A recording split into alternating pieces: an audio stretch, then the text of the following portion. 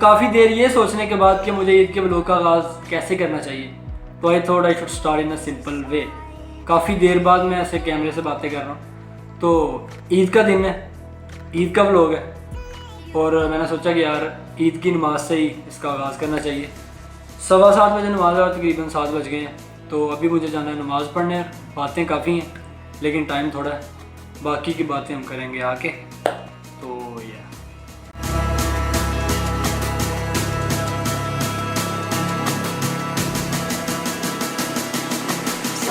Is it so hard to let you go?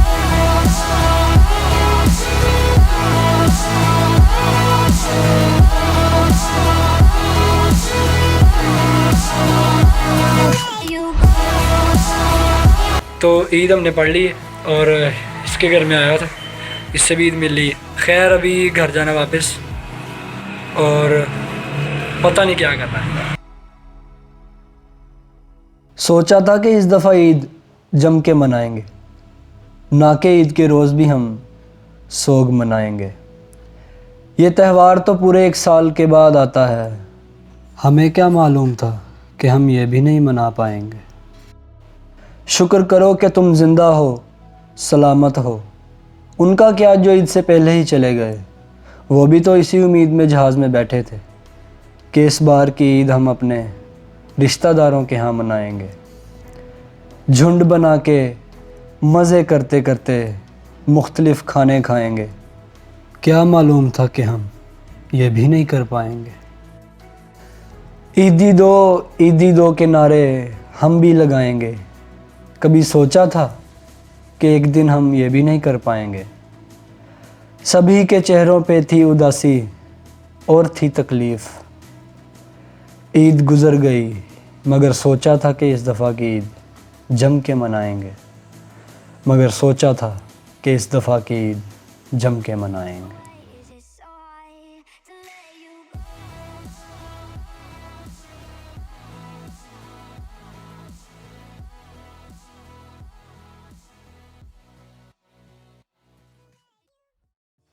तो ईद का जो पहला दिन था वो अप्रोक्सीमेटली ख़त्म होने को आ रहा है। रात के तकरीबन 10-11 बज रहे हैं, और इस ईद पे कुछ ख़ास करने को है ही नहीं था।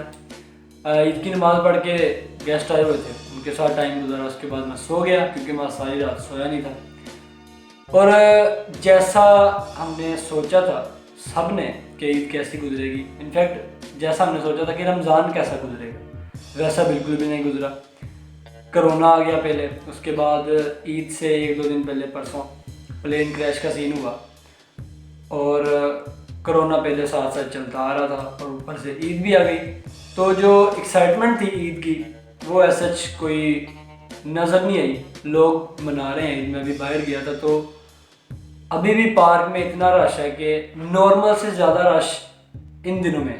तो मुझे समझ नहीं आ रहा था कि मैं व्लॉग में कौन सी बातें करूं। प्लेन क्रैश, कोरोना, सारा कुछ चलता आ ही रहा है। लेकिन फिर मैंने सोचा कि यार एक आइडिया मेरे माइंड में, क्यों ना उसको वीडियो में लेके आ जाए। मेरे पास ये एक वॉलेट है, मेरे दराज में पड़ा होता है ये। इसमें वो वाले पैसे हैं जो मुझे मेरे दोस्तों ने मुझे ईदी दी है।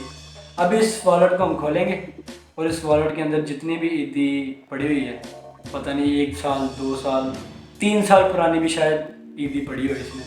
10 वाले नोट से शुरू करते हैं, बल्कि ये 20 रुपये हैं। लो जी, ये 20 रुपये दिए थे। जो भी मुझे ईदी देता है ना, तो मैं इस साइड पे अपने सिग्नेचर कर लेता हूँ।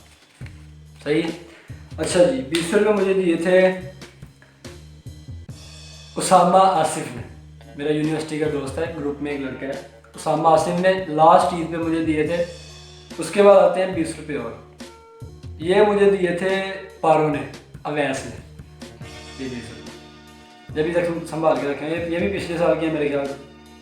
हाँ, पिछले साल की। एक और 10 रुपये हैं 10 रुपये मुझे दिए थे दराज.पी के में। 10 रुपये की वैल्यू इतनी ज़्यादा है क्योंकि ये नया नोट। उसके बाद हम आते हैं 50 रुपये। 50 रुपये मुझे दिए थे, हाँ, उसामा हसन है, इसका मेरा नाम ना फोटोग्राफर लिखा हुआ है, शायद आपको नज़र आ रहा हो। ये उल्टा आ रहा है वैसे, खैर ये एक 50 है, ये एक 50। अभी भी नए नोट है। ये देख, मैं आपको बात सुनाता हूँ। ये ईदी मुझे दी थी 26 जून 2017 में कामरान मकसूद ने, जो मेरा दोस्त है ना पुलिस वाला। अगली है, अगले फिर 50 रुपये हैं, ये भी नया नोट ही है। ये मुझे दी थी हसन ने, जो मेरा दोस्त है ना हसन चीमा, उसने मुझे दी थी जनवरी फरवरी मार्च अप्रैल मई जून जुलाई, 1 जुलाई 2017 को। इसने मुझे थोड़ी सी लेट दी थी, लेकिन दी थी। ये दी तो मेरे ख्याल से कामरान ने दी, लेकिन मुझे इसका मार्कर से लिखा था 2016 या 17 या शायद 18, शायद इन तीनों सालों में से एक है। अहमद भाई है मेरे टीचर, बल्कि भाई हैं, उन्होंने दी हुई थी मुझे 2019 में जनवरी फरवरी मार्च अप्रैल मई जून, 6 जून 2019 को। लास्ट 50 रुपीज़ ये मुझे दिए थे हमारे प्यारे गुजर साहब ने, पता नहीं कैसे दे दिए थे, लेकिन दे दिए थे। ये भी 2019 की बात है या 18 की बात है। 450 रुपीज़, इनमें से कुछ 3 साल पुराने, कुछ 2 साल पुराने, कुछ 1 साल पुराने हैं। और आज तो कुछ ख़ास ईदी मिली नहीं, वाकई कोई ईदी नहीं मिली अभी तक। लिटरली 1 रुपया भी ईदी नहीं मिली। अभी मैंने घर वालों से मिल ली, अभी लेता हूँ नीचे जाके। खैर गर्मी काफ़ी हो रही है, सुबह मिलते हैं। तो welcome to the second day of Eid. दूसरा दिन भी गुजर गया, पता नहीं कैसे गुजर गया, लेकिन गुजर गया। तो जैसा मैंने आपको कल जाते जाते बताया था कि मैं नीचे जाके ईदी लूँगा, यकीन करो कि एक तो मूड ख़राब है, एक ऊपर से ईद इतनी अजीब सी हुई है, पता नहीं कैसी ईद है, पहली दफ़ा ऐसा हुआ है।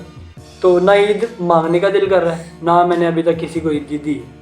खैर कुछ बातें ये थी कि आज 2 दावतें थी, उधर गए थे हम। मज़ा आया दोनों दावतों में। रात की दावत में थोड़ा ज़्यादा मज़ा आया, क्योंकि उधर बातें मज़े की हुई थी।